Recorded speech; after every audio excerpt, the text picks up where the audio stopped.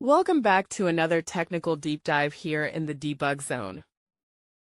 Today we're tackling a big question and breaking it down with insights from other users. Hopefully this clears up some misconceptions and helps you get the answer you need. So buckle up, stay a little curious, and let's jump right in.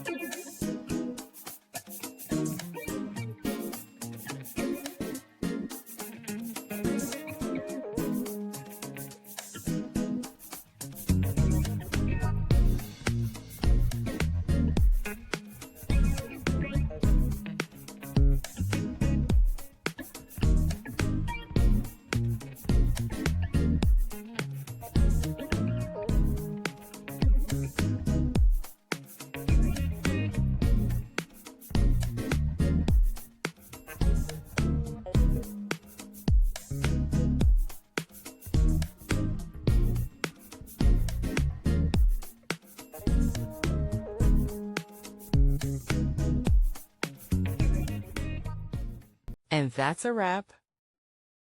I hope you found the answer you were looking for. If you did, take a second to hit that subscribe button. It really helps out.